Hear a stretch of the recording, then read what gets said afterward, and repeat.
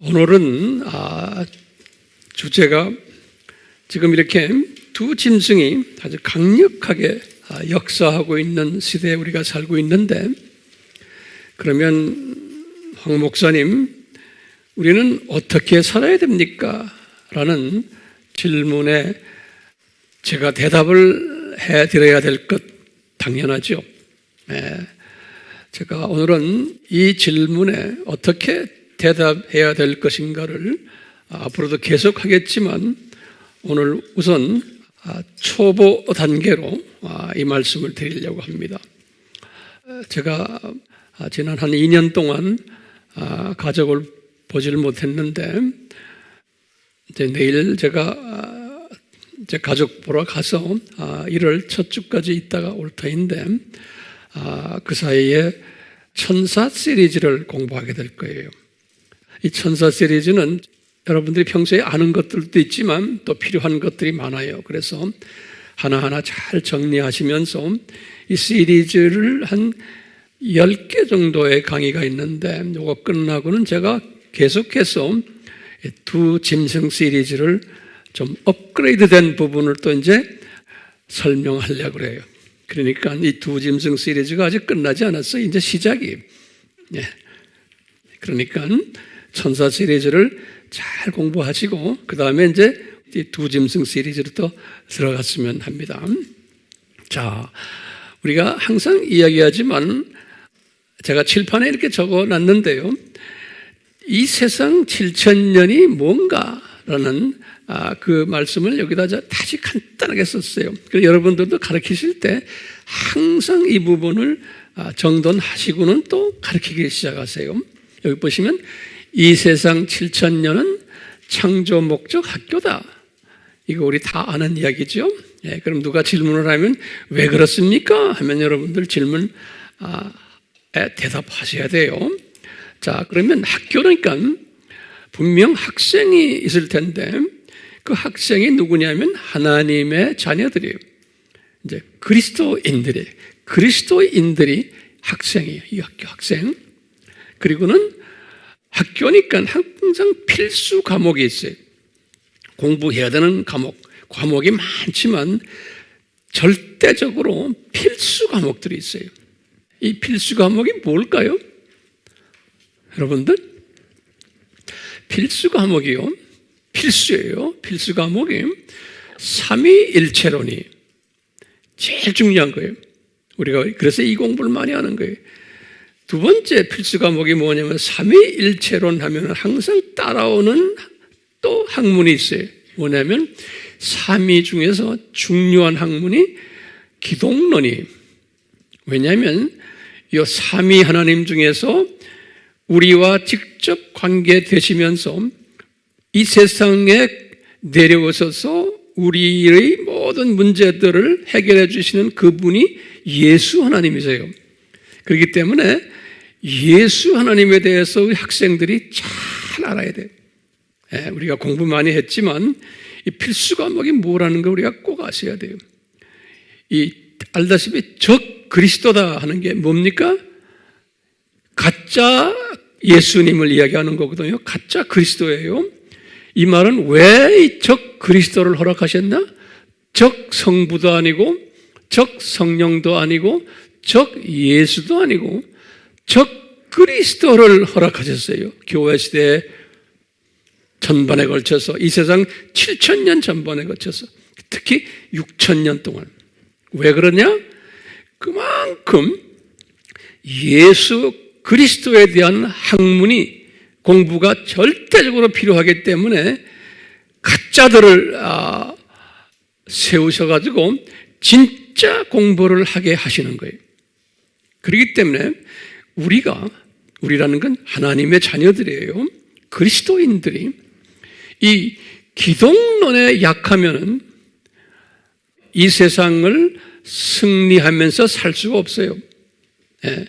그렇기 때문에 나중에 제가 이렇게 보겠지만, 이제 바울에게도 명령하셨어요. 우리 에베소서에서 하나님의 전신갑주를 입으라 그랬잖아요. 이때 제일 중요한 전신갑주 중에 가장 중요한 게 진리의 허리띠예요. 진리의 허리띠. 이 로마 군인이 새로 된 치마를 입는데 허리띠를 딱 졸려매야 돼요.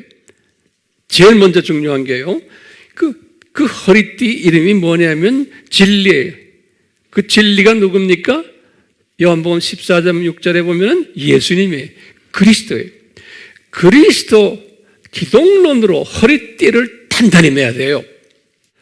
로마 군인이 허리띠, 기독론으로 진리의 허리띠로 매지 않으면 어떻게 돼요? 전투 못해요. 치마가 흘러내려서 그거 꼭 적어놓으세요. 전투할 수가 없어요. 아무리 다른 무기를 다 가지고 있어도 전투 불가능. 왜요? 치마가 흘러내리는데 어떻게 전투합니까? 그러니까 기독론에 약하면 그리스도인들이지만 이 영적 전투를 할 수 있는 능력이 없어져 버려요. 그래서 저게 순서대로 봤지만 이 하나님의 전신갑주하고는요, 진리 허리띠로 매야 돼요. 이게 예수 그리스도로 기독론으로 강하게 무장해야 돼요. 그 다음에 무장을 한 다음에 의의 흉배. 이건 성결론이에요. 성결하는 거예요. 의의 흉계. 성결. 그 다음에 화평의 복음, 이건 전도예요. 발로서 전도하는 거예요. 그 다음에 믿음의 방패.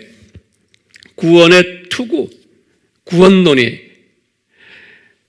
여기 지금 이게 다 방어무기들이거든요. 여기에요. 5가지가. 근데 방어무기인데, 방어무기를 아무리 무장하고 있어도 뭐가 약하면 방어무기가 소용없어요? 치마가 흘러내리면 이게 아무 소용없어요. 왜요? 치마가 흘러내리면 그 치마를 내려가지 않게 붙잡고 있어야 되잖아요. 치마를 붙잡고 있으면 오른손에는 칼을 들고 있는데 전투를 할 수 있어요? 못해요. 방어도 못해요. 그렇기 때문에 뭐가 제일 중요해요? 기독론이 제일 중요한 거예요. 바울도 이 부분에 대해서 강조하는 거예요. 네. 자, 그렇기 때문에 적 그리스도라고 그런 거예요. 그런데 깡패 그리스도들을 우리에게 허락하셔서 진짜 그리스도를 더 깨닫고 무장하기 위한 무슨 방법이에요? 교육 방법이? 역기능적 방법이에요. 이거 잊지 마세요. 그래서 이 창조 목적 학교가 하나님의 자녀들을 향한 역기능적 교육 시스템이에요. 예. 그래서 뭐를 강하게 만들어냈어요? 가짜 그리스도예요. 그래서 여기 항상 제가 뭐죠? 안티라는 뜻은, 예? 이 안티의 뜻이 4가지가 있죠? 우리 항상 알고 있잖아요? 첫째 안티가 뭐예요? against. 진짜 그리스도에 대해서 against, 대항하는 세력들을 하나님이 만들어냈어요. 우리 주변에도 지금 그게 많아요. 두 번째는 in opposition, 반대 위치에 있게끔 하는 거예요. 진짜 그리스도의 반대 위치에 있게끔 해서 겉으로 보면 몰라요. 그러니까 우리가 이 진리로 무장하지 않으면은 이거 구별력이 없어져요. 분별력이. 많은 기독교인들이 오늘날 그래요. 예. 세 번째는 뭐예요? in place of, 대체시키는. 진짜 그리스도를 대체해가지고 또 무슨 그리스도를 만들어냈는데 교회 안에 많아요. 이게 이 진리로 무장하지 않으면은 이게 구별력이 없어져요. 이렇게 디자인하셨어요. 하나님께서 교회 시대의 안티, 적 그리스도들을. 그 다음에 마지막에 false, 가짜들을 만들어서. 이 4가지 안티란 뜻 우리 항상 제가 반복하고 해요. 예. 목적이 뭐예요? 진짜에 강하도록 만들기 위해서 그러는 거예요. 진짜에 강하도록요. 진짜에 강해야지만 내가 성화가 가능하고 전도도 할 수 있고 화평의 복음이 믿음도 더 강해지고 구원론도 강해지고 그러는 거예요. 이게 다 순서가 있어요. 그러니까 기독론이 강해야 돼요. 그래서 우리 AMI 교회는 제가 제 나름대로 최선을 다해서 여러분들에게 기독론을 강조하며 가르치고 있잖아요. 네? 왜냐하면 이 기독론을 제대로 딱 가지고 있으면 이거 엄청난 방어 무기가 되는 거예요. 이 깡패들이 덤벼들질 못해요. 그렇기 때문에 여러분들이나 제가 이 기독론으로 진리로 딱 허리띠를 메고 있으면 주변에 어떤 가르침이 와도 거기에 속힘당하지 않아요. 네, 그리고 분별력을 가져요. 여러분들이 웹에 들어가서 뭐 이런 말 저런 말 많이 듣잖아요. 요새는 뭐 하지 말아라도 듣게끔 되어 있어요. 그럴 때 딱 분별력을 가지래요. 그 오늘날은 엄청난 엉터리들, 가짜들이 난무하기 때문에 진짜처럼 보이지만 알고 보면 아니라는 걸 여러분들, 제가 여러분들 눈, 손발을 잡아가지고 봐라, 보지 말아라 할 수 없어요. 여러분들이 보시고는 분별을 딱 하실 능력을 가지셔야 돼요. 안 그러면 넘어지게 돼 있어요. 오늘은 그 세력이 엄청 강한 때에 우리가 지금 살고 있는 거예요. 그러니까 제 책임이 뭐예요? 여러분들에게 진리의 허리띠를 단단하게 매도록 해주는 책임이 저에게 있는 거예요. 안 그러면 여러분들 들림받지 못해요. 예수님의 신부가 되지 못해요. 오늘 그 이야기를 좀 해주려고 그러는 거예요. 지금 우리가 지금 그런 때에 살고 있기 때문에 제 책임이에요. 자, 여기 보시면 창조 목적 학교예요. 교장이 그러니까 예수님이시고 교육 방법은 역기능적 이거죠. 그럼 제가 한번 열어볼게요. 왜 역기능적 방법을 택하셨나요? 요 질문에 제가 칠판에다 적지 않았어요. 여러분들 왜 역기능적 방법을 택하셨나요? 그럼 여러분들 이렇게 대답하셔야 돼요. 제가 깨달은 거예요. 왜 그러냐? 피조물의 한계성과 나약성 때문에 그래요. 전지하신 하나님이 아신 거예요. 하나님의 자녀들, 그리스도인들이 피조물이기 때문에 이분들의 한계가 있고 나약한 부분이 있는 거예요. 그러면 무슨 한계와 나약성이 있는가요? 라고 한번 또 질문 던져보시면 전지하신 하나님이 아신 거예요. 뭘 아시느냐? 내 사랑하는 내 자녀들이 이 영원한 복, 육, 혼, 영 복이죠? 이 복이요. 이 복을 무료로 대가 없이 받기 때문에, 노력 없이 받기 때문에 이 엄청난 선물을, 그 선물의 가치를 모르게 되어 있어요. 이게 피조물의 한계성이에요. 또는 그 선물의 소중함을 망각하게 되어 있어요. 전지하신 하나님이 그걸 아시는 거예요. 그뿐 아니라 주신 분이 누구신가? 정체성도 약하게 되고 거기에 관심 없게 되고, 이 무료로 받으면 그래요. 그 다음에 주신 분의 목적도 가볍게 생각하게끔 되어 있는 거예요. 이게 피조물의 한계성이고 약한 부분이에요. 근데 예를 좀 들어봅시다. 우리가 지금 공기도 무료로 받았잖아요. 물도 무료로 받았죠? 햇볕도 무료로 받았어요. 그렇기 때문에 거기에 대한 고마움을 우리가 모르는 거나 같아요.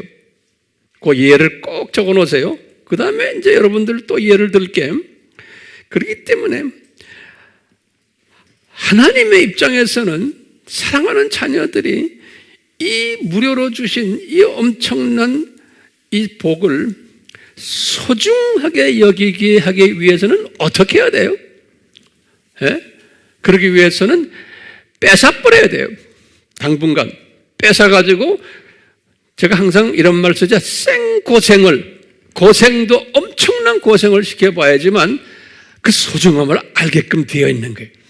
이게 역기능적 하나님의 교육 방법인 거예요.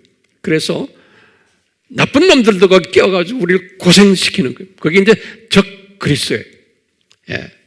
하나님이 사랑하는 자녀들에게도 여러 가지로 겸손 훈련을 시키실 때 이런 훈련 시키세요. 물질도 뺏어가요. 그러니까 물질 뺏어서 항상 돈이 없어 보고 은행에 빚이 많아야지만 돈의 가치를 알게 돼요, 사람이. 뿐만 아니라 몸이 약해져 가지고 항상 아픈 데가 있어야지만 건강의 소중함을 알게 돼요. 내가 왕따 당해봐야지만 학교 다닐 때 왕따 당한 사람을 이해할 수가 있어요. 항상 아픔을 경험해야지만 내가 깨닫게 돼요. 그 소중함을. 그렇기 때문에 주님께서는 우리 인간의 나약성 때문에 이렇게 뺏어가려고 하는 이 플랜을 짜신 거예요. 이 창세 전에. 그러면 언제 이것을 디자인하셨냐? 그러면 우리 항상 배웠죠? 창세 전에 이것을 디자인하셨다라고 보는 거예요.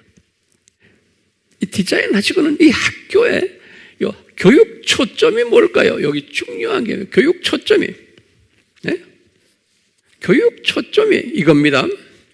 이 창조 목적 학교의 교장이 예수님이시다라는 거. 그리고는 이분이 그리스도이시다. 그래서 이분이 진짜 예수 그리스도이시다.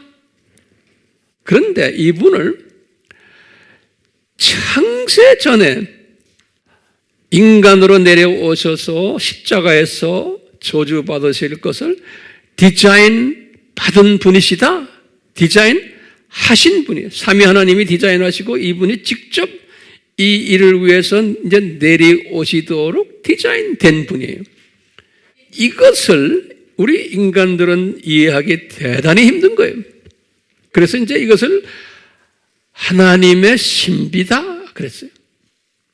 또는 바울이 신비다 그랬어요. 우리 성경 구절은 여러분들 다 했어요. 고린도전서 2장 7절, 로마서 16장 25절에서 26절, 에베소서 1장 3절에서부터 쭉 해서 14절까지 전부 그런 이야기들이, 골로새서 1장 26절, 27절 상당히 많아요.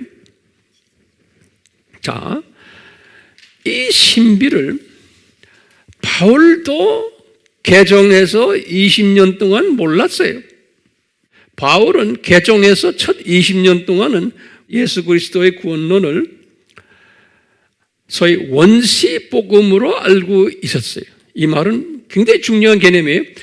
아담이 타락했기 때문에 자유의지를 발동 잘못해가지고 그래서 예수님이 오시게 되었다.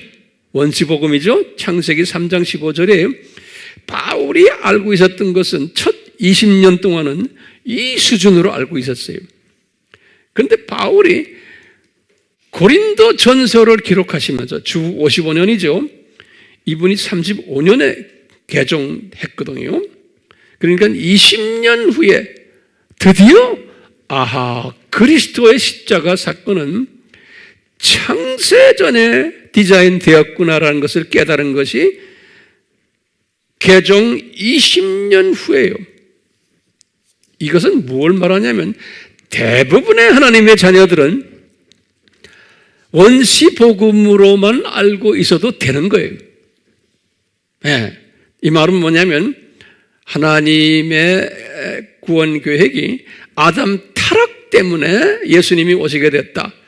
이 수준으로만 알고 있어도 되는 거예요. 거의 80%의 세계의 기독교인들은 그렇게 알고 있어요. 그걸로 만족해요. 그런데 소수의 남은 자 그룹들에게는 바울도 나중에 깨달은 거 20년 후에 이것은 창세전에 디자인되었구나라고 바울이 깨닫고는 바울은 그 후부터 고린도 전서를 55년 했었죠. 55년부터 68년 순교 때까지 13년간 이 창세전 십자가 사건을 초점에 맞춰가지고 자기 제자들을 훈련시켰어요. 네. 자, 이런 가운데서 이제 우리 알다시피 이 세상 7,000년 이 창조 목적 학교가 요 7,000년이 이제 플랜이 된 거예요. 요 7,000년 플랜이 됐을 때 하나님께서는 진짜 그리스도가 누군가에 대해서 그 가치를 깨닫게 하기 위해서 하나님의 예정된 자녀들에게, 그리스도인들에게 가짜 그리스도를 디자인하신 거예요. 요 7,000년 요 때, 특히 요 6,000년 기간까지, 요 6,000년까지 가짜 그리스도를, 우리 공부한 것을 제가 지금 간단하게 정돈하는 거예요. 그 가짜 그리스도를 적 그리스도라고 그러죠. 이 적 그리스도를 어떻게 디자인하셨냐? 제국이 몇 제국이에요? 7제국을 통해서 이것을 우리에게 가르쳐 주신 거예요. 예. 그림자로, 예표로 또는 심볼로 가르쳐 주신 거예요. 그런데 이것은 7제국 중에서 가장 강한 제국이 몇 제국이에요? 7번째 제국이에요. 그렇죠? 그 7번째 제국이 두 짐승 제국이에요. 지금 우리가 지금 경험하고 있는 이 시대에 우리가 공부했지만 이 두 짐승 세력은 언제부터 디자인이 됐어요? 아담 타락에서부터 디자인이 된 거예요. 아담 타락이 주전 4,000년이니까 지금부터 6,000년 전에 이때 이미 두 짐승이에요. 일루미나티, 프리메이슨, 그 다음에 로만 가톨릭, 또 누구예요? 제수잇, 또 WCC, 일부 WEA도 포함이 돼요, 지금요. 이런 모든 적그리스도 세력들이 요 창세간에 뭐죠? 여기 아담 타락 때부터 시작이 됐어요. 우리 에녹 이야기 기억나시죠? 에녹성? 나중에 제가 이제 1월 달 되면 제가 더 자세히 설명하게 될 거예요. 그 7제국 중에 처음 6제국이 뭐였던가요? 순서대로 처음에 애굽 제국, 그 다음에 아스루 제국, 그 다음에 바벨론 제국, 그 다음에 페르시아 제국, 그 다음에 그리스 제국, 그 다음에 뭐예요? 로마 제국. 예. 자, 이렇게 했는데 예수님께서 요한에게 보여주시기를 이 7번째 제국이 가장 강한 제국인데 요한에게 보여주신 게 그것이 두 짐승 제국이 7번째, 그것을 계시록 13장 1절에서 18절에 요한에게 보여주신 거예요. 자, 이 제국 이름이 이 두 짐승이 뭐라는 게 이제 우리 알잖아요. 이 두 짐승에게 뭘 주셨냐면 이 두 짐승이 그들이 가지고 있는 목표가 있었어요. 그 목표가 뭐냐면, 목표가 뭐예요? 이 세상을 어떻게 해요? 이 세상을 낙원으로 만들자라는 거예요. 그것을 뭐라고 그랬어요? 신세계 질서라 그랬어요. 신세계 질서. 이 세상을 낙원으로 만들자. 이걸 신세계 질서라 그러는데요. 자, 이 사람들의 믿음 체계가 있어요. 요거 내가 좀 설명을 해드릴게요. 공간에다 적진 않았어요. 노트에다 적으세요. 이분들이 가지고 있는 믿음 체계가 있어요. 이 두 짐승 세력들이 오늘날 일루미나티, 프리메이슨, 심지어는 바티칸 세력들까지 지금 종교다원주의를 믿고 있는 이 사람들이 가지고 있는 믿음 체계가 있어요. 이걸 잘 들으셔야 돼요. 이분들이 가지고 있는 믿음 체계는 뭐냐면 우리 주변에서 지금 이것이 지금 우리가 지금 피부로 느끼고 있는 거예요. 뭐냐면 첫째요. 이분들은 말로는 일루미나티도 너 종교가 뭐냐 그럼 다 로만 가톨릭 아니면 개신교 그룹들이에요. 유대교 그룹들하고 이 팀들이에요 모두. 겉으로 보면은 우리와 같이 보여요. 그런데 이분들의 믿음 체계는 우리와 달라요. 말로는 기독교인이라고 그러지만요. 지금 이 바티칸 그룹도 마찬가지고 제수잇 마찬가지고 지금 WCC 그룹들도 다 마찬가지고 우리와 달라요. 겉으로 보면 비슷하게 보이는데 이분들의 믿음 체계는 뭐냐면요. 마음속에 지금 뭐가 있냐? 무신론이. 거기다 이제 적으세요. 무신론에 신이 없다라고 보는 거예요. 무신론이면서 이분들이 몰래 섬기는 신이 누구냐면 루시퍼를 섬겨요. 그래서 이 그룹들이 루시퍼를 숭상하는 예배를 해요. 네. 그것이 지금 오늘날 서서히 드러나고 있는 거예요. 그 감사한 것은 이제 웹에 들어가면 이런 것들이 지금 노출되고 있죠. 예? 이게 우연이 아니, 우리 주님께서 다 디자인하셔가지고 이제는 그 노출될 하나님의 때가 되니까 그 노출시키는 거예요. 예. 이런 걸 또 전문으로 노출하는 분들이 계시잖아요. 고맙죠. 예. 그러니까 우리는 그런 걸 딱 보고는 이것을 해석하는 능력이 딴 분들과 달라야 되는 거예요. 예.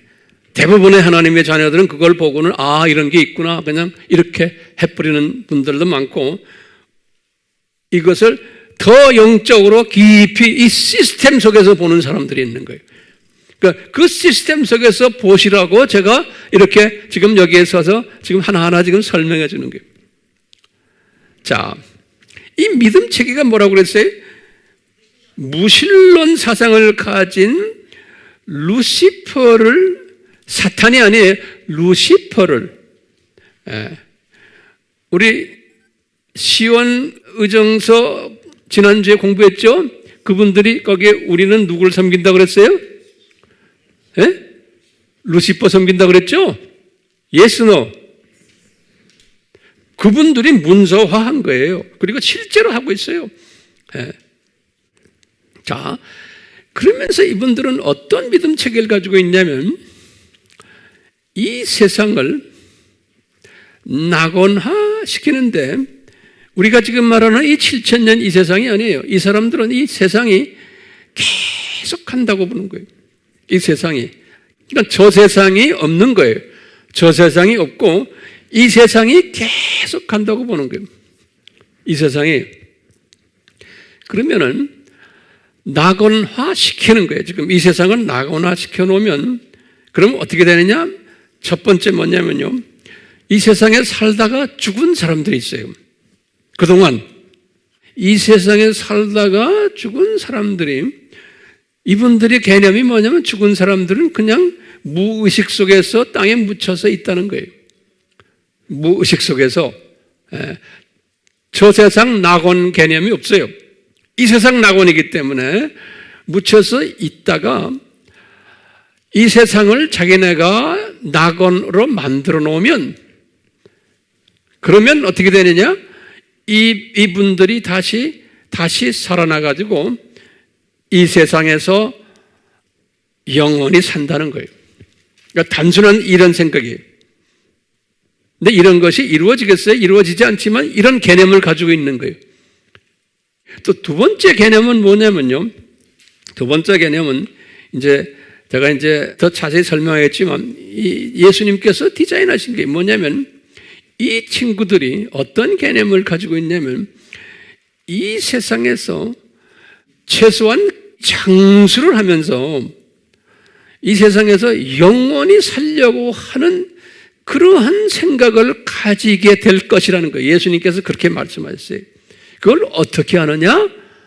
이게 뭐냐면, 이제 제가 이야기하겠지만, 이제 짐승의 표라고 그래요. 우리 짐승의 표라는 말 많이 들었죠? 그 다음에 666이라는 말이 나와요. 이런 모든 것은 제가 언젠간 이야기하겠어요. 이런 것을 통해서 이 사람이 장수하도록 디자인이 되어 있는 거예요. 어떻게 디자인된 것은 오늘 제가 이야기 안 해요.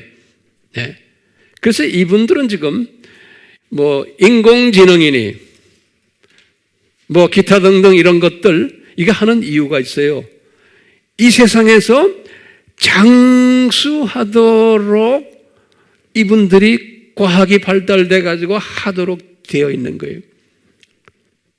그게 예수님이 다 예언하신 거예요. 그러니까 오늘날 지금 그쪽으로 지금 가고 있어요. 우리 인간이 이제는 100세 시대, 이건 아무것도 안 해. 좀 있으면 이제는 우리의 뇌를 컴퓨터라이즈 시켜가지고요, AI와 같이 하고 연결돼 가지고 우리를 500년, 1000년씩 살 수 있도록 지금 이 일을 여러분들 웹에 들어가면 요새 이 전문가들이 이야기하고 있어요. 제가 숙제로 드릴게요. 한번 자세히 들어가서 보세요. 이렇게 지금 세상이 지금 100세 시대가 아니에요. 이제는 500년, 1000년도 살 수 있도록 꿈을 꾸는 시대예요. 네, 그렇게 하도록 지금 세상이 과학이 그쪽으로 가고 있어요. AI를 통해서, 인공지능을 통해서. 근데 이것이 성공할까요? 못할까요? 성공 못해요. 그렇지만 그렇게 이분들이 지금 하고 있어요. 지금 우리가 지금 그런 때에 살고 있는 거예요. 예. 왜요? 이 세상을 낙원화시켜서 이 세상에서 영원히 살도록 만드는데 그 조건이 있어요. 쓸데없는 사람들은 우생학적 측면에서 이 세상에서 다 없어지게 하고 우수족속들만 살게 하고 그 다음에 우리가 이 사람들의 여기에 지도자급들 우리가 통치를 하고 우리가 지배하고 우리가 마음 내는 대로 저 사람들 데리고 통치하면서 우리가 살겠다는 거예요. 그래서 지금 오늘날 지금 모든 것이 통치 사회로 지금 가고 있죠. 예, 이렇게 가야 되는 거예요. 예, 모든 것은요. 그러다가 언제가 되면 망해요? 7년 환란 끝날 때, 그렇죠? 예수님의 지상 재림에 오실 때 이분들은 어디로 들어가게 돼 있어요? 불못에 던짐을 받게 돼 있어요. 성경 구절 어디 나와요? 계시록 19장 20절. 요때까지는 특히 이 7년 환란 동안은 이분들의 활동이 엄청 심할 거예요. 예. 그러니까 그분들이 그냥 이 활동이 그냥 거의 성공한 것처럼 행동을 하면서 엄청 심할 거예요. 그러니까 7년 환란 전에도 이 일들이 지금 일어나고 있잖아요. 지금 일어나는 것보다 훨씬 더 과학이 발달돼 가지고 이 일들이 전개될 거예요. 7년 환란 때는. 자, 그런데 이제 환란 전 들림 받는 사람들은 이런 것을 그렇게 심하게 경험받지 않고 올라가게 돼 있는 거예요. 환란 전 들림 받는 사람은. 그렇죠? 그런데 이 예수님이 말씀하셨어요. 본인의 재림해 오시기 전에는 이런 일들이 일어날 거다 하시면서 소위 유명한 감람산 설교를 하신 거 기억나시죠? 예수님이 감람산 설교에서 마태복음 24장과 25장 이 두 장이 감람산 설교 아닙니까? 유명한 설교죠. 감람산 설교라고 그래요. 영어로는 Olivet Discourse 그래요. Olivet 그래요. Olivet Discourse란 말은 teaching이라는 소리예요. Preaching, teaching 한다는 Discourse 그래요. Olivet Discourse. 이 감람산 설교에서 뭐라고 그러냐면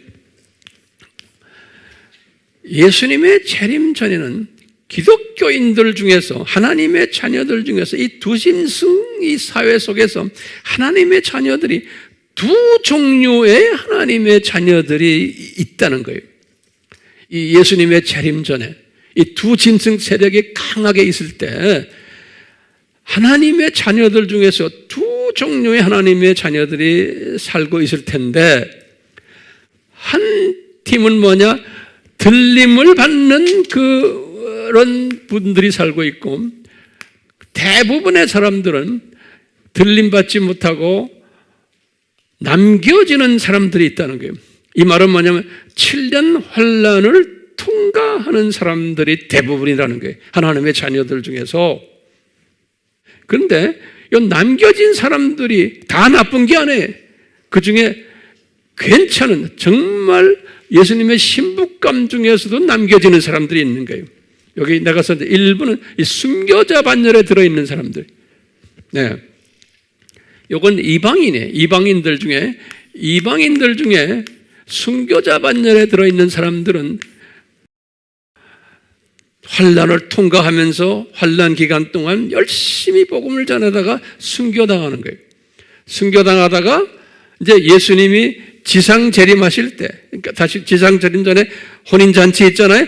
혼인잔치 때에 들림받아서 올라가서 혼인잔치에 참여하는 자들이 7년 환난 때 추수 일을 하다가 그런 사람 여기에도 분명히 있을 거예요. 이분들은 굉장히 높은 분들이에요. 그냥 들림받는 사람들보다 훨씬 높은 분들이 순교자 반열에 있기 때문에. 자, 그 다음에 두 번째 그룹은 유대인 그룹들이, 지금 유대인들은, 메시아닉 유대인들은 우리 14만 4천이라 그러잖아요. 오늘날 많은 유대인들이 지금 복음화가 되고 있는데 그 유대인들이 내가 볼 땐 대부분이 가짜 유대인들이에요. 진짜 유대인은 누군지 몰라요. 네. 왜 가짜 유대인이라고 제가 말씀드려요? 오늘날 유대인이라는 개념이 성서적인 개념이 아니에요. 오늘날 우리가 지금 유대인이라 그런 사람들은 비성서적인 개념 속에서의 유대인이 된 사람들이 대부분이에요. 오늘날은 어떤 사람을 유대인이라 그래요? 넘버원, 어머니 모계를 따지는 거예요. 어머니가 유대인이면 유대인이다 그런 거예요. 그러니까 이건 비성서적이에요. 성경적으로는 아버지가 유대인이어야 되는 거예요. 두 번째는 어떤 사람이 유대인이다 그러냐면 이방인이지만 유대교로 개종한 사람을 유대인이라고 그러는 거예요. 오늘날 유대인 중에서 이런 사람 많아요. 그러니까 비성서적이에요.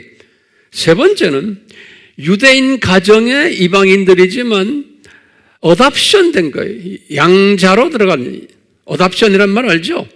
입양했대. 입양하면 유대인이 되는 거예요. 그러니까 그것도 비성서적이에요. 많아요, 그런 사람들 지금. 네 번째로는 유대교로 개종을 했으면 유대인이 되는 거예요. 이방인 중에서. 그렇기 때문에 오늘날 유대인들은 이 네 가지의 카테고리에 의해서 유대인으로 하기 때문에 진짜 성서적인 유대인은 우리가 찾기 힘들어요.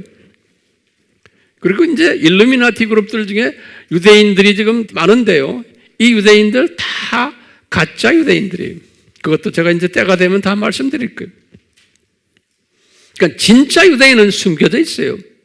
그러니까 오늘날 메시아닉 주가 14만 4천 할 때는 그 숫자가 지금 얼마인지를 몰라요. 그리고 진짜 유대인이 누군지도 몰라요. 그러니까 가짜들이 지금 돌아다니고 있는 거예요. 그러니까 우리가 뭐 유대인 복음화 합시다. 그래서 열심히들 뭐 이스라엘에 가고 뭐 여기 그거요. 비성서적인 유대인들을 복음화하는 일이 지금 많이 일어나고 있어요. 예. 그렇게 해서 그 사람들 복음화시키면 좋지요. 그렇지만 유대인 복음화라는 게 그렇게 간단한 게 아닌 거예요. 예. 그렇지만 일어나고 있어요. 일어나고 있는 건 분명하죠. 왜? 이 14만 4천 숫자가 차야 되기 때문에 지금 차고 있는 거예요. 자, 이분들은 들림을 받질 않아요.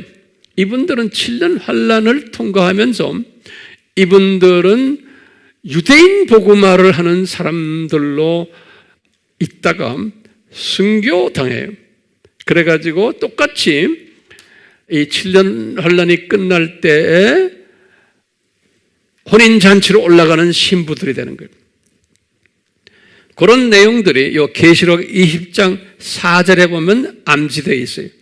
계시록 20장 4절에. 네. 자, 이런 배경을 우리가 지금 공부하면서요. 이제 오늘은 지금 우리가 이 두 짐승 세력이 강하게 지금 활동하고 있는 이때에 우리 크리스천들은, 그리스도인들은 어떻게 살아야 되는가? 여기에 대한 답을 이 바울이 에베소서를 쓰시면서 메시지를 받은 거예요. 바울이. 에베소서는 이분은 이미 창세전 십자가 사건을 깨달은 후에요. 네, 깨달은 후에 에베소서는 주후 60에서 62년에 기록했잖아요. 에베소서를 기록하시면서 이분이 엄청난 비밀을 깨달았어요. 이게 뭐냐면요, 제가 이제 칠판에는 다 짓질 않았어요. 그러니까 이제 보세요. 에베소서를 쓰실 때 어느 제국이 있었어요, 그때? 로마 제국이. 그렇죠? 이 로마 제국이 몇 번째 적그리스도예요, 지금? 몇 번째 적그리스도예요? 6번째. 그렇죠? 이 로마 제국의 밑에서 엄청난 핍박을 받으면서도 반 로마 제국에 관한 이야기를 일체하지 않았어요. 못하게 했어요. 그대로 놔두라. 왜냐하면 이건 예수님이 디자인하신 하나님의 자녀들을 창조 목적 교육을 시키기 위한 학교 커리큘럼 중에 하나로 지금 있기 때문에 그대로 놔둬라. 그 제국이 강해져야 된다. 그리고 그 제국 밑에서 하나님의 자녀들이 심한 핍박을 받고 훈련을 받아야 된다라고 믿었기 때문에, 또 깨달았기 때문에 바울은 소위 그 세력들에 대해서 뭐 했어요? 반대하지 않았어요. 그런 거 한 게 있어요? 여러분들 성경 속에 없어요. 그 대신에 바울은 뭐 했어요? 로마 제국 복음화에 열심히 했어요. 우리 다 지난 시간에 공부했죠? 마태복음 24장 14절에 열심히 한 거예요. 바울은 그 당시에 이 정치적인 적그리스도 세력들이 난무하고 있는 때, 바울 시대에 이분은 그거와 싸우지 않고 그대로 놔두고 그 다음에 뭐예요? 복음을 전한 거예요. 이 시스템인 거예요. 이것이 그대로 바울 시대만이 아니고 이제 교회 시대 2000년 전반에서 똑같이 이 패턴으로 가도록 되어 있는 거예요. 이 패턴으로. 그래서 교회 시대부터는 어떤 짐승이 나타났어요? 7번째 짐승이 구체적으로 나타나기 시작하는 게 지금 언제부터요? 교회 시대부터예요. 구체적으로. 그러면서 지금까지 쫙 오면서 점점 이렇게 구체화되고 있잖아요. 그러니까 예수님께서 감람산 설교를 하실 때 뭐냐면 이 교회 시대에 이 적그리스도들이 이렇게 나타날 텐데 그때마다 너희들은 마태복음 24장 14절 세계 복음화에 너희들은 참여해서 복음화 일들을 하거라 이거예요. 이 적그리스도들은 점점 심하게 나타나고 할 때, 그러니까 가짜 그리스도 세력들이 나타나가지고 너희들을 방해할 텐데 너희들은 뭐 해야 된다? 진짜 그리스도를 나가서 외쳐라는 거예요. 이 두 세력이 공존하게 되어 있다는 거예요. 이 두 세력이. 그런데 어느 세력이 더 강해요? 진짜 그리스도 세력들이 훨씬 강한데 겉으로 보기에는 약한 모습으로 보이게끔 디자인하신 거예요. 그래서 이 가짜들이 진짜들을 괴롭혀요. 핍박하고.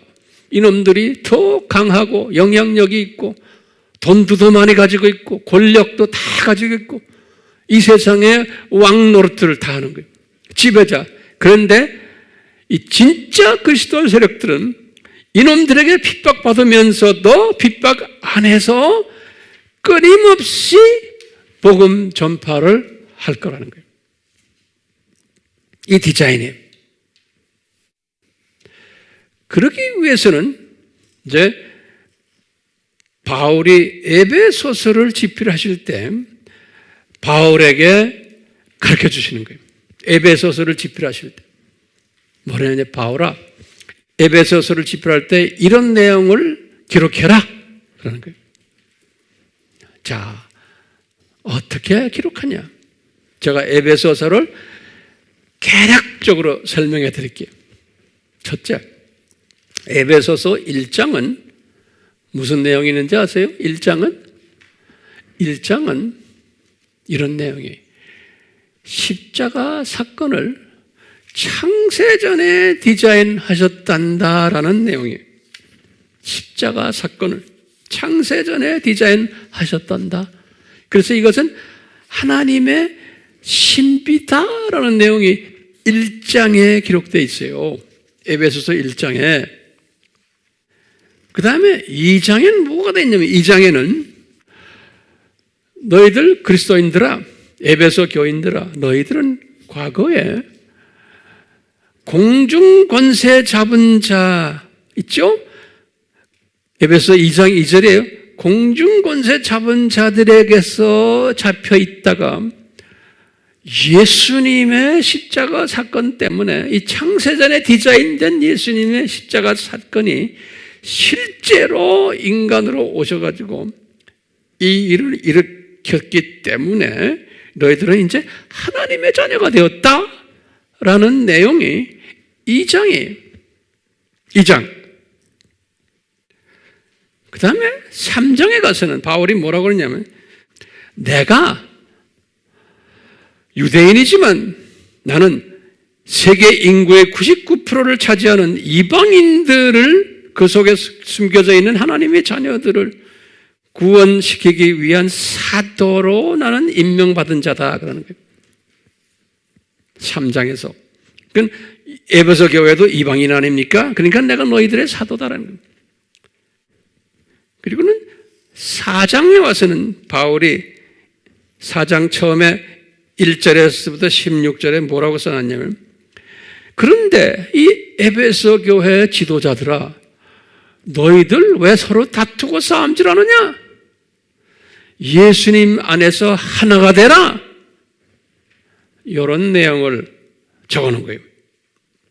그 다음에 4장 17절에서 5장 5절까지는 무슨 내용을 적어놨냐면요. 너희들은 그렇기 때문에 예수 안에서 그리스도 안에서 새 사람이 되어라. 근데 옛날 라이프 스타일로 살지 말고 새 사람이 되어라. 이렇게 명령을 했어요. 그리고는 5장 6절에서부터 20절에서 너희들은 빛의 자녀들이 되어라. 다시 말하면 이 복음을 나가서 열심히 전해라. 이 로마 제국 안에서. 그리고는 5장 21장에서 33절은 그 유명한 그리스도인들 남편과 부인들 서로 사랑해주고 서로 케어해줘라. 가정생활에 대해서 썼어요. 그리고는 6장 1절과 9절에 자녀와 부모와 직장에 관계되는 삶을 어떻게 살아라 가르쳐줬어요. 그리고는 마지막 6장 10절에서 19절이 오늘 본문 말씀에 너희들은 이렇게 성공적인 삶을 살려면 이 세상에서 하나님의 전신갑주를 입어라 그러는 거예요. 여기 에베소서에 그러니까 에베소서는 창세 전부터의 십자가 사건부터 시작을 해서 원시복음을 이야기하시고 그 안에서 하나님의 자녀가 된 사람들 너희들 어떻게 살아라 라는 것을 이제 가르쳐준 거예요. 정돈됐어요? 자, 그런 가운데서 성령님께서 바울에게 그러는 거예요. 바울아, 이것 말해라. 너희들은 하나님의 자녀들은 이 짐승이 그 당시에도 짐승이 있었죠? 적 그리스도 세력들이에요. 하나님의 자녀들은 내가 허락한 이 짐승 세력들이 까불고 있을 터인데 이 교회 시대에 이 짐승 세력들에게 대항을 해서 이기려면은 너희들은 하나님의 전신갑주를 입어야 된단다 그러는 거예요. 이 말은 뭐예요? 교회 시대 전반에 걸쳐서 하나님의 자녀들은 하나님의 전신갑주를 입어야 된다는 거예요. 안 그러면은 이 악의 세력들 하나님이 디자인하신 이 적그리스도 세력들을 이길 수가 없다는 거예요. 그러니까 이놈들의 손아귀에서 고생을 한다는 거예요. 하나님의 전신갑주를 입지 않으면은 자 그러면서 이제 내가 말했죠. 하나님의 전신갑주 중에서 가장 중요한 전신갑주가 뭐예요? 진리의 허리띠를 매야 된다는 거예요. 그러니까 이 세상에 살면서 가장 중요한 방어 무기가 뭐냐면 뭐예요? 기독론인 거예요. 예수 그리스도의 정체성이 이분이 누군가, 이분이 삼위일체를 공부하면서 그 중에 어떤 분인가, 이분이 창세전의 십자가 사건 우리 알아야 되고, 원시복음 알아야 되고, 이분이 창조주이신 걸 알아야 되고, 이분이 우리의 생사화복을 주관하시는 분인 걸 우리가 알아야 되고, 이분이 만유를 통치하는 분이시라는 것을 우리가 다 알아야 되는 거예요. 이 예수님으로 무장하는 것은 허리띠를 단단히 매는 거예요. 네. 오늘날 우리가 지금 이런 메시지를 전하거나 여러분들 유튜브나 웹에 들어가서 보면은 뭐 세상이 말세다, 이제는 뭐 예수 안 믿는 사람들도 그래, 이 말세다 이제는. 예? 요새 그런 말 뭐 누구나 다 하잖아요. 기독교인들도 말세입니다, 말세입니다. 그런데 문제는 이건 거예요. 제가 영어로 말할게요. So what? 예? 지금 말세라는 말은 어느 누구나 다 하는데 So what? 그러려면 대답이 뭡니까? 진리로 뭐 해야 돼? 단단하게 매지 않으면 이 험난한 마지막 시대에 내가 예수님의 신부가 되지를 못하는 거예요. 구원은 받아요. 그렇지만 어떻게 돼요? 7년 환난을 통과하게 돼 있는 거예요. 구원받아서 하늘나라엔 가지만 일반 백성이 되는 거예요. 여기에서 엄청난 차이가 생기는 거예요. 그렇기 때문에 예수님의 신부가 되려면 뭐 해야 돼요? 기독론으로 딱 무장해야 되는 거예요. 기독론으로. 예. 제 책임이 뭡니까? 여러분들에 대한 책임이 제가 여러분들 기독론으로 단단하게 띠를 매도록 도와주는 일이 제 책임이에요. 목회자로서 이 화면으로 공부하는 분들도 마찬가지예요. 그냥 귀를 듣고 눈으로 보고 아, 그거 재밌다 이 수준으로 끝나려면 아예 들어오지도 마세요. 에? 모르는 게 나아요. 모르는 게 낫다니까. 이렇게 띠를 딱 매면요, 그 다음은 나머지는 자동적으로 되는 거예요. 예. 이 띠가 헐렁헐렁하면 나머지는 아무것도 못해요. 전투 못해요. 이 지금 두 짐승 세력에 맞대응해가지고 덤빌 수 있는 힘이 없는 거예요. 영향력이 없고 파워가 없는 거예요. 그렇기 때문에 기독론으로 꽉 차 있어야 되는 거예요. 그러면 황 목사님, 기독론이 뭡니까? 그러면 우리 아바에 들어와서 공부하시면 돼요. 거기까지 다가 일일이 다 설명 못해요. 공부하셔야 돼요.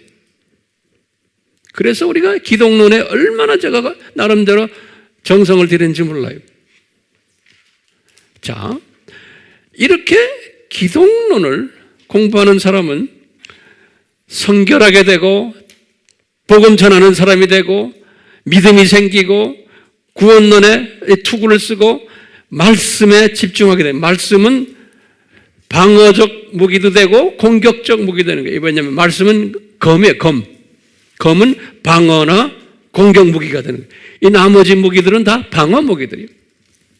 근데 가장 중요한 파워풀한 무기가 진리의 허리띠.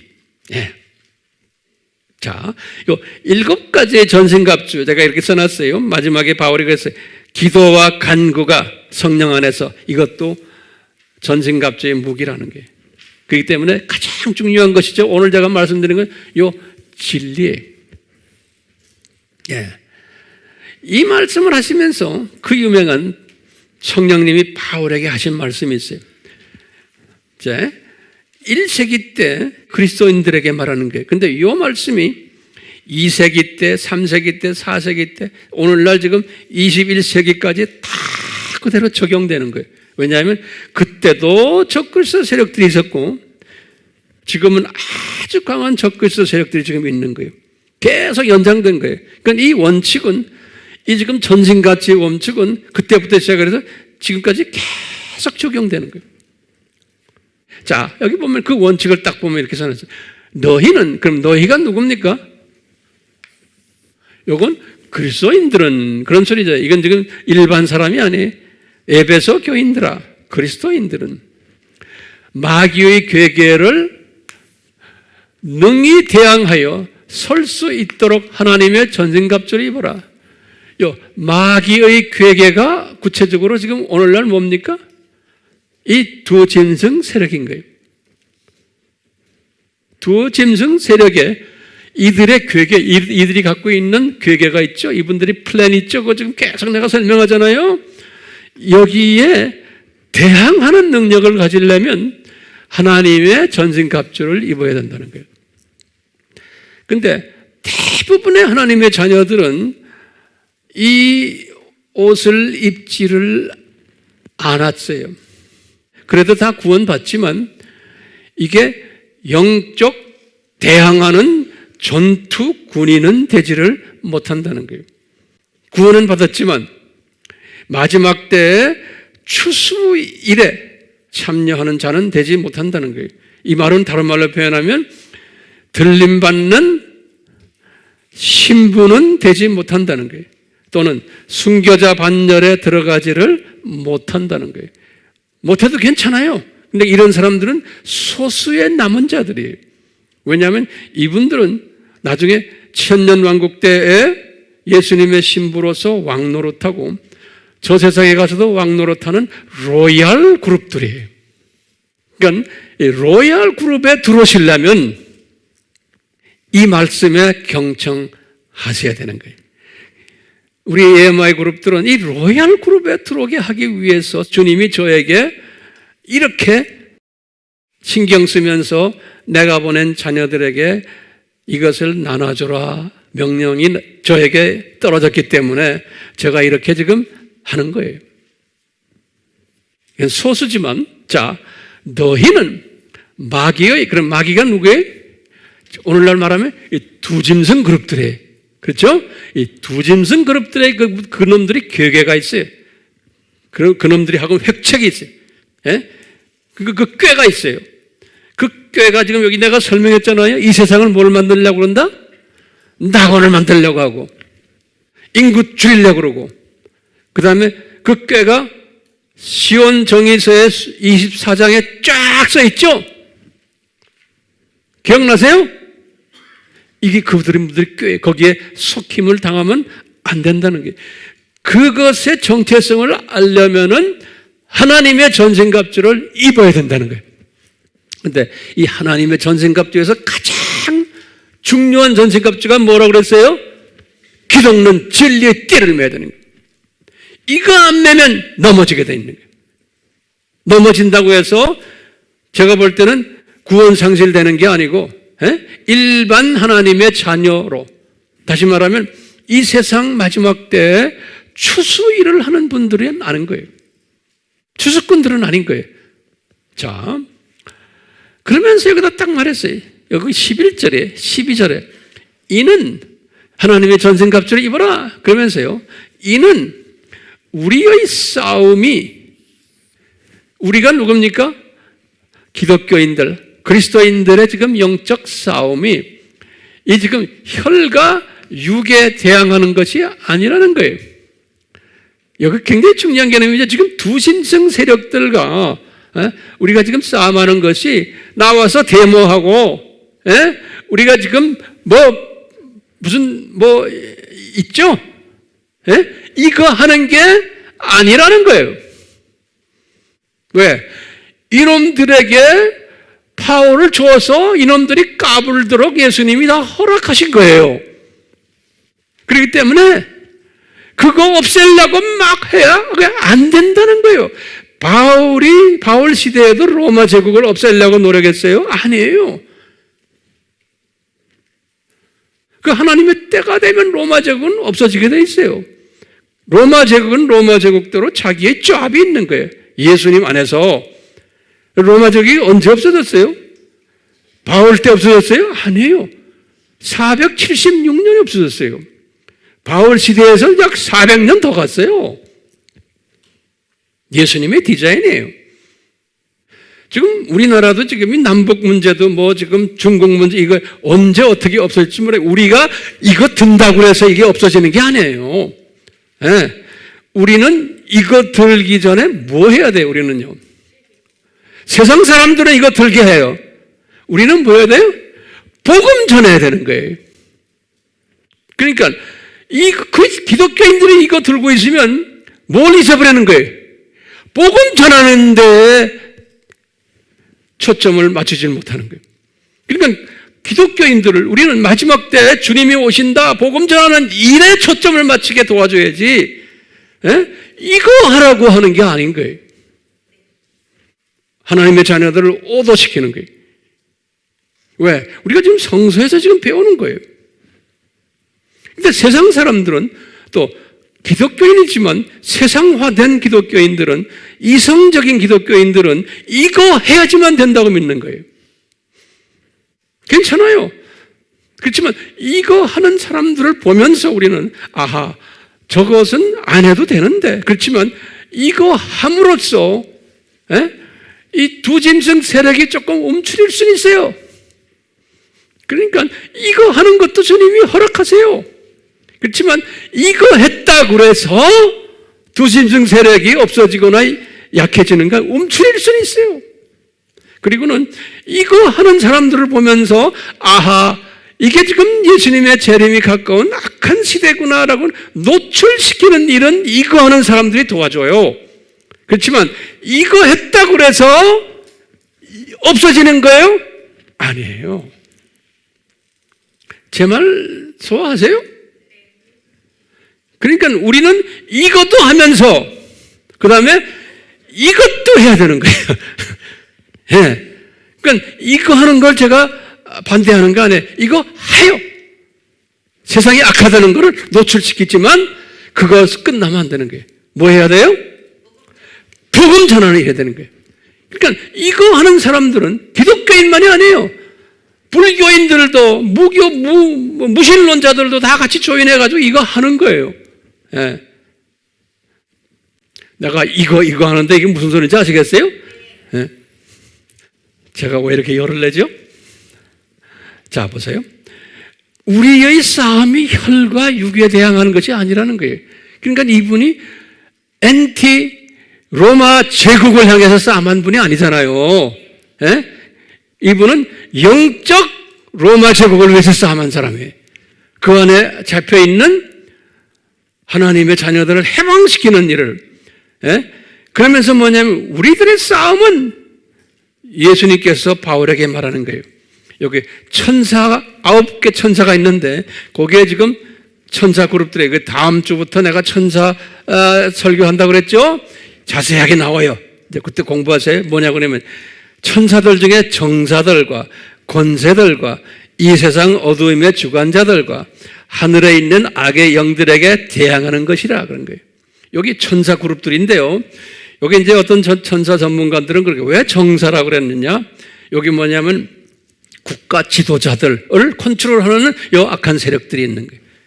요 국가의 권세자들, 또 이 세상 어두움의 주관자들, 이렇게 해서 이 세상 시스템을 정치 세력, 문화 세력, 교육 세력을 컨트롤하는 요 중간 레벨의 사탄 마귀 세력들이 있어요.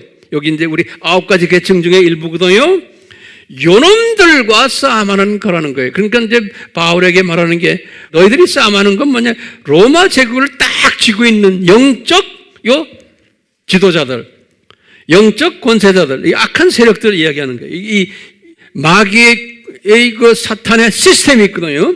그 시스템 중에서 그 중간 레벨들의 요놈들과 싸움해가지고 요놈들 속에 잡혀있는 하나님의 자녀들을 뺏어오는 일이 우리의 영적 싸움이지, 그러기 위해서 우리가 요 진리의 허리띠로 기독론으로 무장해야 된다는 거예요. 반로마 제국을 위해서 무장하는 게 아니라는 거예요. 자, 이런 요 말씀 오늘 제가 여러분들에게 지금 던지고 싶은 말씀이에요. 자, 그렇다면 마지막 결론으로 보시면 이런 자들이, 이 예수님으로 무장한 자들이 오늘날 이제 예수님의 신부가 된다는 거예요. 들림 받는 자들이라는 거예요. 그러니까 여러분들, 저도 그렇고요. 이 예수님의 신부가 되려면은 뭐 해야 돼요? 제일 먼저 뭐로 무장해야 돼요? 기독론으로 무장해야 된다는 거예요. 오케이? 그러면 이렇게 무장한 사람이 뭘 가지고 있냐? 파워를 가지고서 이 세상의 이 악한 세력들이 나를 공격하지 못한다는 거예요. 내가 예수 그리스도로 무장해 있으면은 이 모든 악한 세력들, 두 짐승에 의해서 지금 놀아나는 이 정치, 문화, 경제, 사회 이 모든 악한 세력들이, 종교적인 악한 세력들이, 이놈들이 나를 지배하지 못한다는, 가까이 오지도 못해요. 내가 거기에 영향을 받지도 않는다는 거예요. 그리고는 이놈들의 정체성을 이제 꿰뚫어 보면서 이것을 주변의 형제 자매들에게 가르치고 나누는 능력을 가진다는 거예요. 그러려면 뭐로 무장되어 있어야 돼요? 예수님으로 무장되어 있을 때. 이런 사람이 나가서 마태복음 지금 24장 14절에 내 민족과 타민족에게 이 예수님을 증거하는 거예요. 그래서 사도행전 1장 8절에 뭐라고 그랬어요? 너희들이 성령 충만해지면 예루살렘과 온 유다와 사마리아까지 나의 증인이 되리라 그랬거든요. 다시 말하면 예수님을 가르치는 거예요. 예수님을 증거하는 거예요. 그리스도를. 이 창조 목적학의 교장이 누구신가? 예. 이분이 창세전부터 어떻게 디자인하셨나? 이분이 누구신가? 그런데 이분이 이제 좀 있으면 오신다. 이것을 전체 그림을 그려주면서 이분이 지금 이제는 오신다. 여기까지 이야기해 주는 사람이, 그게 전도하는 사람이고 선교하는 사람인 거예요. 그러니까 선교의 주체가 예수님이지만 선교의 주제도 누구예요? 예수님이신 거예요. 그러니까 예수로 꽉 차 있어야 되는 거예요. 이 예수로 꽉 찬 사람은 들림받게 되어 있는 거예요. 그래서 이분을 신부라고 그래요, 신부. 그래서 예수님께서 my wife라고 그래요. 예수님이 우리 보고 you are my wife 그러는 거예요. 신부예요. 예수님이 우리의 남편이 그만큼 가깝다는 거예요. 왜? 입만 열면 예수님 이야기하니까. 그렇기 때문에 신부의 특징들이 있어요. 요 말씀 제가 하고 오늘 설교 끝날려고 그래요. 이거 그냥 별거 아닌데 굉장히 중요한 개념이에요. 이 신부는 남편을 사랑하는 분이에요. 그래서 이제 이 적그리스도 세력들은 음녀라고 그랬어요. 말로는 기독교인들이라고 그러는데, 이것을 음녀라는 거예요. 음녀. 예수님 이야기도 하지만 딴짓하는 놈들이라는 거예요. 그래서 음녀란 단어를 썼어요. 남편 사랑한다는 말은 수직계명에 순종하는 사람이에요. 남편 사랑한다는 건요. 그러면 남편을 사랑만 하는 게 남편의 말을 순종하는 사람이에요. 좋은 신부는. 그러니까 수직계명에 순종하고 수평계명에 순종이 순서가 있어요. 그 다음에 지상사명까지 순종하는 사람이에요. 이게 신부예요. 아주 신실한 신부예요. 그것뿐이 아니에요. 이 신부는 남편의 자녀를 출산해야 돼요. 남편의 자녀, 예수님이 예정하신 하나님의 자녀들이 있어요. 이 사람들이 나를 통해서 예수님을 만나게 해주는 거예요. 이것을 하셔야 돼요. 아기를 낳아줘야 돼요. 그래서 열심히 전도하셔야 되는 거예요. 그러면 내가 전도하는 마음이 있으면 주님이 전도 받을 사람을 내 앞에 보내주세요.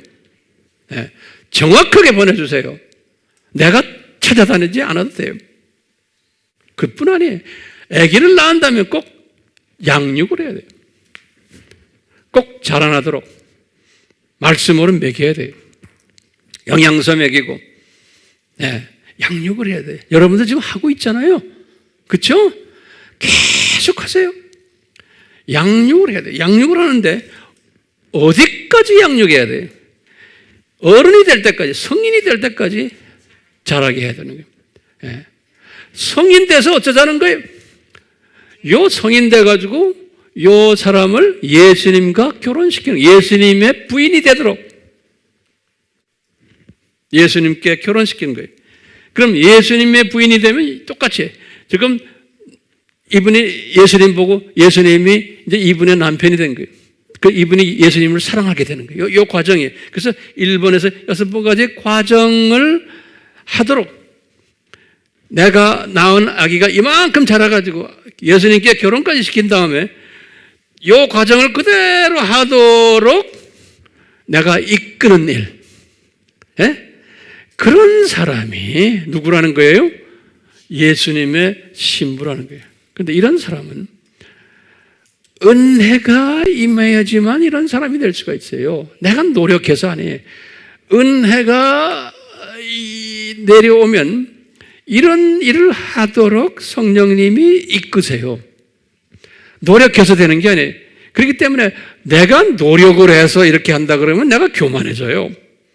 그렇게 하지 못하는 사람을 정죄해요. 그렇기 때문에 예수님은 그렇게 안 하세요. 내가 자격은 없지만 이런 일을 하도록 성령님이 이끄심을 내가 알아요. 그래서 항상 성령님이 주신 은혜에 눈물 흘리며 감격하는 사람이, 겸손한 사람이 되는 거예요. 이런 일을 많이 할수록 겸손한 사람이 되는 거예요. 절대로 남을 정죄하거나 그러질 않는 거예요. 그게 이 진리로 띠를 띈 사람은 이런 모습으로 발전되게 되어 있어요. 제가 깨달음이에요. 그러니까 오늘 제목이 뭐였어요? 우리가 지금 이 악한 이 시대에, 두 짐승이 까불고 있는 이 시대에 우리는 어떻게 살아야 되는가? 그러면 대답은 뭐예요? 예수님의 은혜가 내가 필요하구나. 어떤 은혜? 이 진리의 허리띠를 매도록 은혜 베푸심. 그리고는 이 진리의 허리띠를 매면서 내가 예수님의 신부로서 이렇게 남편 사랑하고 남편께 순종하고 자녀 출산하고 양육하고 성인으로 만들어서 또 결혼까지 시켜서 하나님의 자녀들이 내 민족, 내 주변의 민족들만 아니고 우리는 외국에 나가지 못하지만 외국에 있는 또 하나님의 자녀들도 이 과정을 하도록 우리는 기도도 해주며 물질로 또 뒤에서 밀어주며 이렇게 하는 일에 참여하는 자들, 우리 모두가 이런 자들 되기를 또 돼야 돼요. 예수님의 이름으로 축원합니다. 아멘. 이곳에 계신 예수님, 저희들이 지금 이 시간 이 메시지를 서로 나눴습니다. 예수님 한 분 한 분 예외 없이 이 웹으로 영상으로 이 메시지를 보는 듣는 주님의 자녀들 한 분 한 분 예외 없이 이 신부의 복을 내려주셨어. 은혜를 베푸셨어. 이 복을 받고 이 어려운 세상을 승리하는, 지배하는 지배자로 만드셔서 주님께 감사하며 감격하며 하루하루를 추수꾼 역할을 하면서 감격하며 주님을 섬기는 한 분 한 분 되도록 은혜 위에 은혜를 내려주시옵소서. 예수님의 이름으로 기도드리옵나이다. 아멘.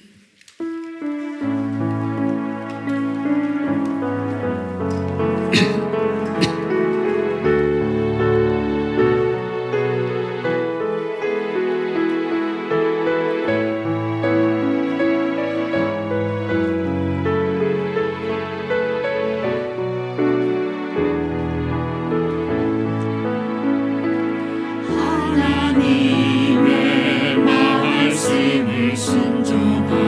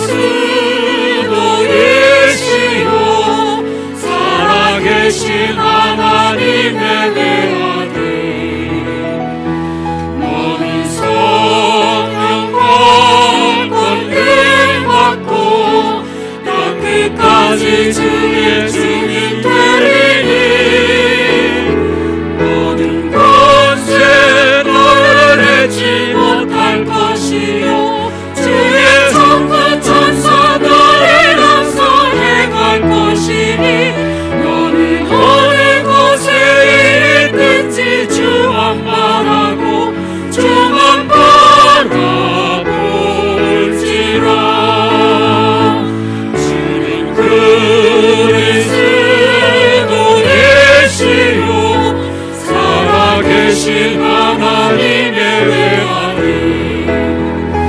너는 성령과 권을 받고 땅끝까지 주의 증인 되리니 모든 곳에 너를 해치 못할 것이요 주의 천군 천사 너를 앞서 행할 것이니 너는 어느 곳에 있든지 주만 바라고 주만 바라볼지라 주만